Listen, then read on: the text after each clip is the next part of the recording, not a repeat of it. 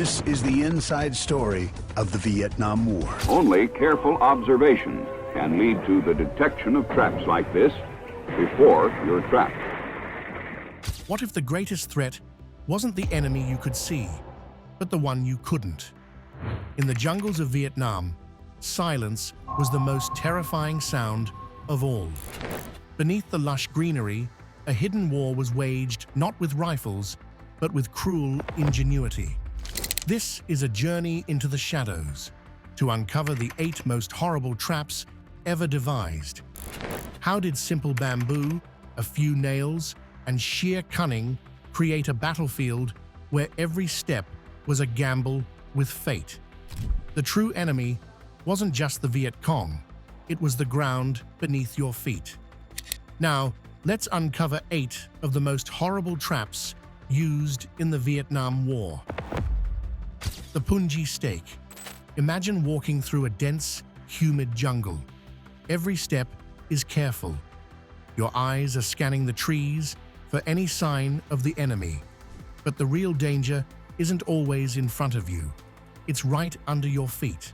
The most common, and in many ways, the most psychologically draining trap was the punji stake. Now, the concept was simple, almost primitive. The Viet Cong would dig a hole, maybe 3 or 4 feet deep. At the bottom, they'd place sharpened sticks of bamboo. This wasn't just any bamboo, though. They'd often harden the points in fire, making them as strong as metal. Then, they'd camouflage the hole with a light framework of twigs, leaves, and dirt. It would blend in perfectly with the jungle floor.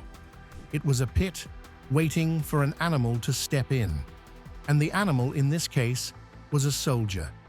But the truly cunning part lies in the goal of the trap. The main goal of the punji stake wasn't necessarily to kill.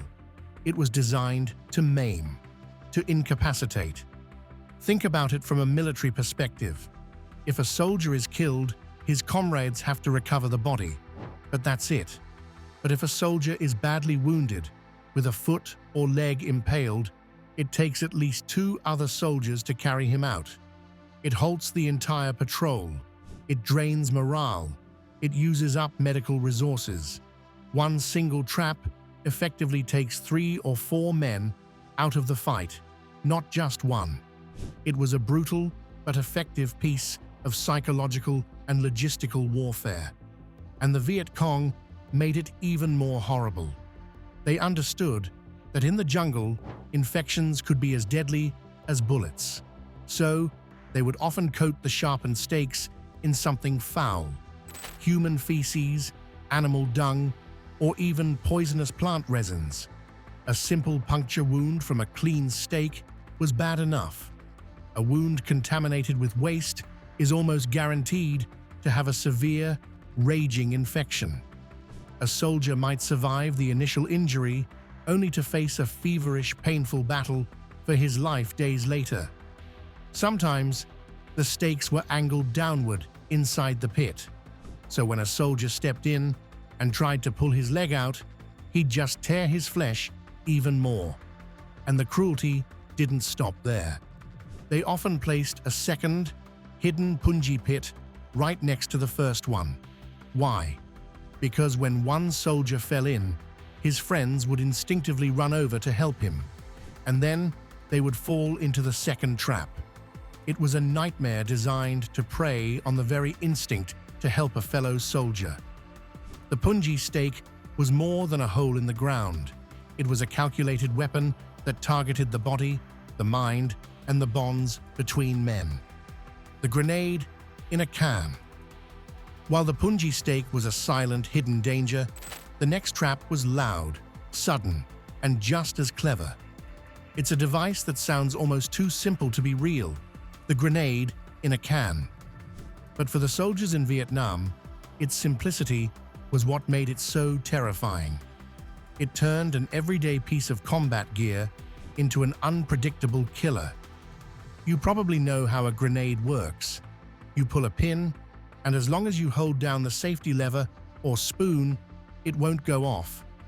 The Viet Cong used this very mechanism against the Americans. Here's how they built it. They'd take a grenade, often an American one they had recovered. They would pull the pin, but then carefully place the grenade inside a simple can, like an old food tin. The walls of the can would hold the safety lever in place, preventing it from springing off.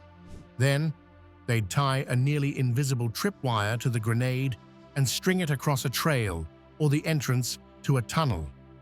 Now imagine you're a soldier walking down that trail. Your boot snags a wire you never saw. The wire yanks the grenade out of the can. The moment it leaves that can, the safety lever flies off with a distinct ping. That sound was the last thing many soldiers heard. From that moment, the grenade's fuse is burning. In about 4 to 5 seconds, it will explode. But here's the thing. It's not stationary anymore. When you pull it from the can, it could be flung through the air, or it could roll right into the middle of your squad. You don't know where it is. You have mere seconds to find it, in thick brush, and either throw it away or hit the dirt. It created a moment of pure, chaotic panic. This trap was so effective because it was so hard to detect. The can and the grenade itself could be hidden in the undergrowth, leaving only a faint wire to see. And because it used the enemy's own weapons, it was a constant nagging fear. It also had a cruel psychological twist. Unlike a mine that explodes on contact, this one gave you a few seconds to know you were about to die. It played on that instant of realization and terror. For the Viet Cong, it was a cheap, easy-to-make trap that required no electronics or complex parts. For the American soldier, it meant that any empty can, any piece of litter, could be a death sentence. The cartridge trap. Toe popper. After the grenade in a can, you might think the Viet Cong had exhausted their creativity with simple explosives, but they had another, even more basic device waiting in the undergrowth. It was a trap that was so low-tech as it was brilliant, and it was so devastating that soldiers gave it a grimly accurate nickname, the toe popper. The name tells you exactly what it did. This trap was designed to destroy a foot. Its construction was diabolical in its simplicity. Imagine a short, sturdy tube of bamboo, maybe just wide enough to fit a single rifle cartridge. The cartridge, the bullet, would be placed inside, point up. Directly underneath the primer at the base of that cartridge, the Viet Cong would fix a nail, positioning it like a crude firing pin. The whole assembly would then be hidden in the dirt or leaves along a trail, with the top of the bullet just barely concealed. The mechanics were as brutal as they were straightforward. There was no complex trigger. When a soldier took a step and his full body weight came down on that hidden bamboo tube, the force was immense. It drove the entire cartridge down onto the waiting nail. The nail would strike the primer just like the firing pin in a gun. The primer would ignite the gunpowder, and the bullet would fire directly upward, through the bamboo and into the soldier's foot or lower leg. The damage was catastrophic. It could shatter bones, tear apart muscles, and sever arteries. It was almost always a permanently disabling injury. But the true genius of the toe popper wasn't just its violence, it was its invisibility. Standard-issue American mine detectors were designed to find metal, but the main body of this trap was just bamboo, a natural plant.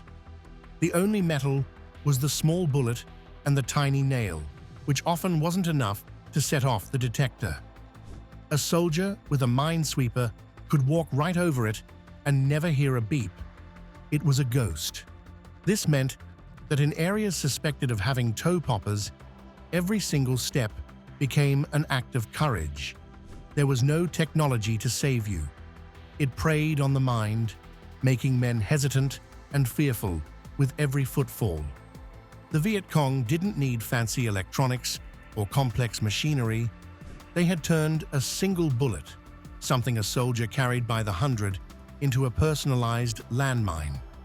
It was a reminder that in this war, even the very ground beneath your feet could be a loaded gun. The bamboo whip.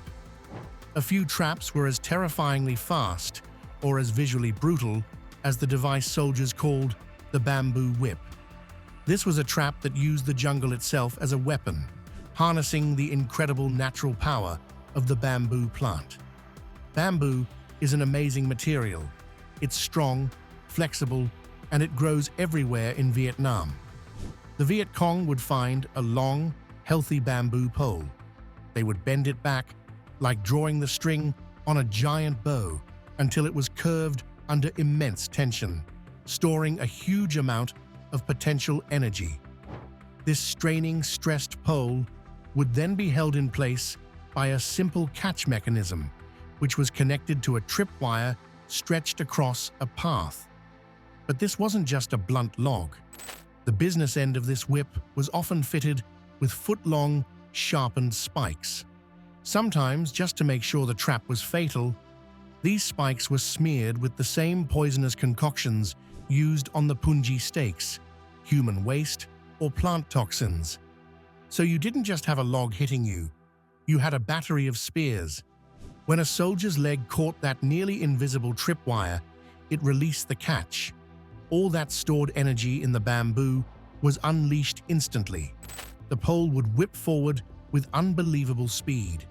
Some estimates say it could swing at speeds of up to 100 miles per hour. There was no time to react, no time to duck. It was just a blur of motion, and then a devastating impact. The spikes were aimed at chest height.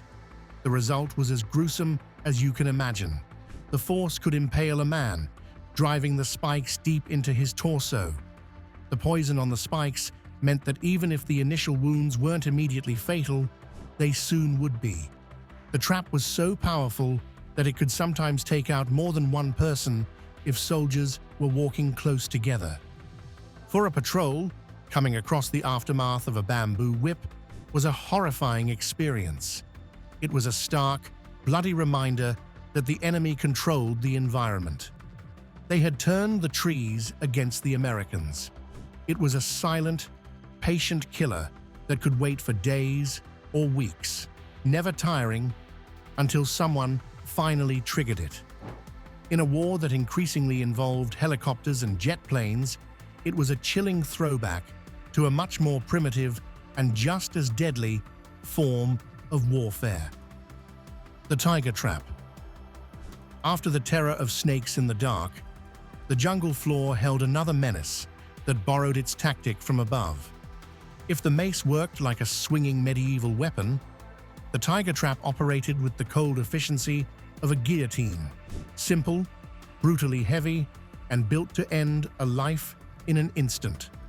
The name itself carried a sense of predatory finality, and for the patrols who encountered it, that is precisely how it felt. Construction was crude but methodical. A thick plank of wood, often a salvaged beam or board, formed the core. Into its underside, the makers hammered lengths of sharpened timber, similar in purpose to the punji stakes used elsewhere, while some versions added mass, stacking bricks or stones to make the fall more devastating. That spiked, weighted slab was hauled into the canopy and secured above a trail with a straightforward catch mechanism tied to a tripwire on the path below. The trap did not rush. It waited, silent and patient, a threat hidden within leaves and shadow. When a boot brushed the tripwire, the mechanism let go. There was no slow arc or theatrical motion, just a single, terrible drop. The full bulk of the board fell straight down onto whatever stood under it. The force alone could shatter bone and blunt the body, and the spikes converted impact into lethal damage. In most cases, the result was immediate death. For comrades who witnessed the aftermath, the scene was a jolt that stopped movement and thought, a sudden collapse of certainty that the jungle would behave like any predictable battlefield. Yet the tiger trap's horror was not only physical, its psychological design was as sharp as the stakes.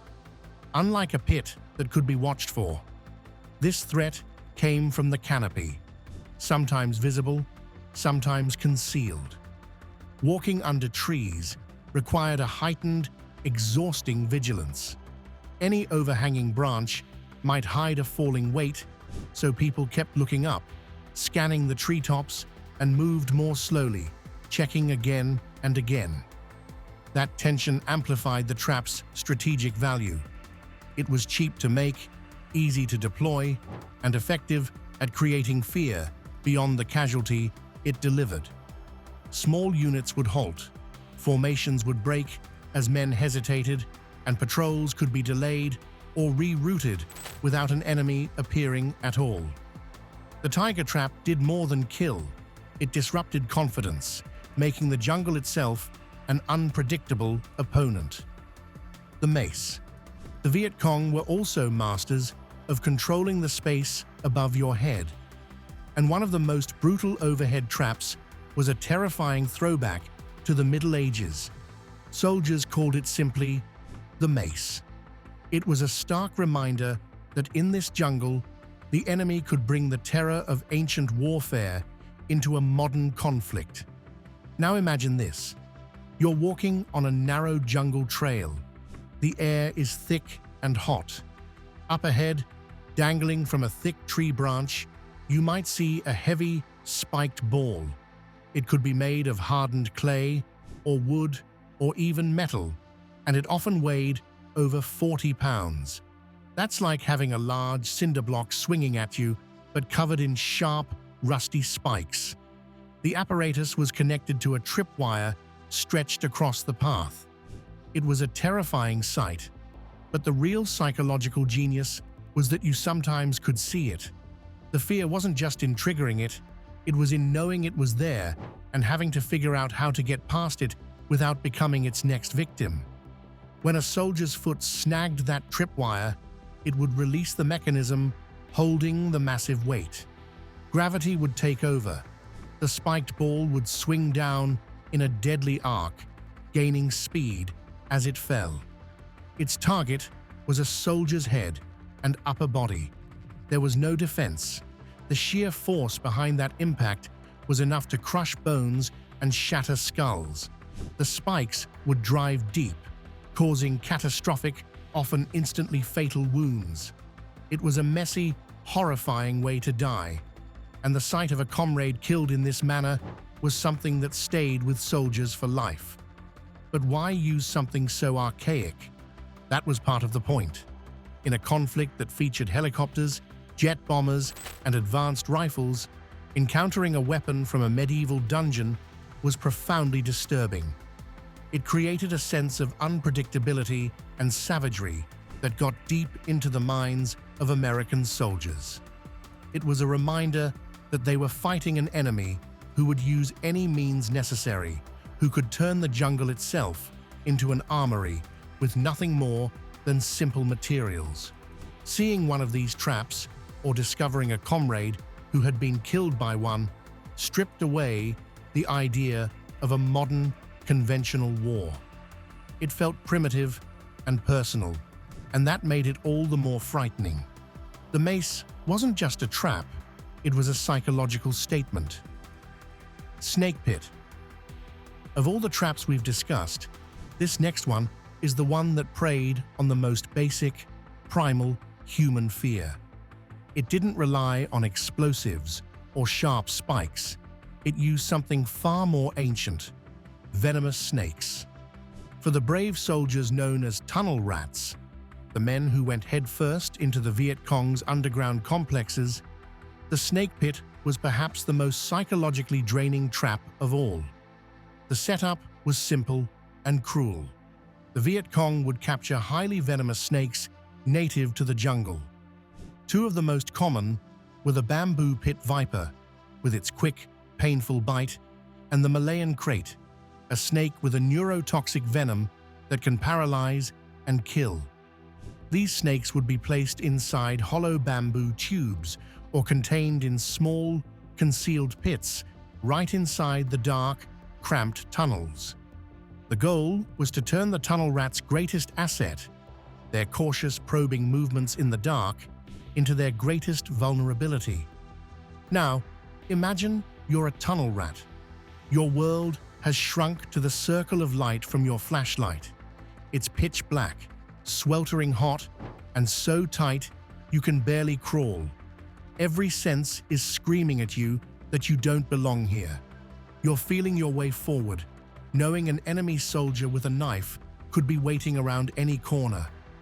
And then, your hand, probing ahead in the dark, brushes against something smooth and moving. Or you hear a faint hiss from a bamboo tube you were about to reach into. In that split second, the abstract fear of the enemy becomes an immediate, primal fear of nature itself. The soldiers had nicknames for these snakes that tell you everything you need to know about the terror they inspired. They called them two-step snakes or three-step snakes. The grim myth was that if one bit you, you would only take that many steps before you collapsed and died. This wasn't medically accurate, but the message was clear. A bite in this dark hole, far from any hope of quick medical aid, was a death sentence. This trap was diabolical because it weaponized the environment in a uniquely terrifying way. It turned the simple, necessary act of reaching forward into a potential end. For the tunnel rats, who already had one of the most nerve-shredding jobs in the war, the constant fear of a silent, waiting snake in the darkness added a whole other layer of psychological torture to their already impossible mission. The rigged war trophies. All the traps discussed so far attacked the body. This trap, however, cut deeper. It preyed on the mind and the spirit of a soldier. It hinged on something utterly human, the hunger for a prize, a memento that proved victory. The Viet Cong became masters at turning that instinct into a weapon, booby-trapping the very souvenirs soldiers prized. After a firefight, when the smoke thinned and the enemy had vanished, patrols moved through enemy positions looking for gear and trophies. A rifle left propped against a tree, a unit flag fluttering on a pole, a helmet or sidearm abandoned near a tent. Each item promised a story to bring home. The impulse to claim proof of success is simple, a tangible token to validate danger endured. In Vietnam, that impulse could be lethal. Rather than only relying on brute force, this tactic used cunning. Items were left where they would be seen and, critically, looked irresistible. The trap did not wear the face of battle. It wore the familiar, comforting face of a prize. When a soldier reached for a trophy, that reach might close a circuit or unsettle a device, and the consequences were immediate: shrapnel, blast injuries, or death. Witnesses described scenes of sudden horror: comrades thrown back, limbs mangled, a patrol crippled in an instant, while a scrap of cloth or a bright helmet lay eerily intact nearby. Beyond the physical carnage, the psychological shock was the true weapon. Each incident eroded a basic operating assumption that objects in the environment were neutral. Suspicion crept into routines once rooted in trust. Packs, mess tins, and even children's toys seen at a distance began to register as threats. The battlefield, which soldiers had trained to read and adapt to, became deceptive. Nothing could be assumed harmless. That creeping doubt bled into behavior. Troops spent more time checking and clearing, seconds that multiplied under stress. Small joys were surrendered, no more quick grabs for a shiny rifle to swap stories over later. The morale hit was subtle but corrosive. Triumph was hollowed by caution. Small victories lost their savor when each souvenir might also be a source of sorrow. Confidence waned, decision-making slowed, and the simple act of moving through terrain became mentally exhausting. Strategically, the aim went beyond inflicting casualties. By weaponizing desire, the tactic targeted cohesion and morale. It fostered paranoia, drove wedges between impulse and action, and turned everyday objects into symbols of betrayal. Soldiers learned to unlearn immediate impulses, to treat the landscape as treacherous in unexpected ways. The Viet Cong had found a way to fight not just bodies, but wills, making every potential prize a test, every victory tinged with the risk of loss. This form of warfare eventually left a lasting imprint, a reminder that some dangers come not from visible enemies, but from the traps set for the heart of a fighting man. The yearning for proof, the small trophies that can become the deadliest temptations. For veterans, the memory of that creeping uncertainty lasted decades, shaping post-war lives and how units remembered homecomings. It endured long,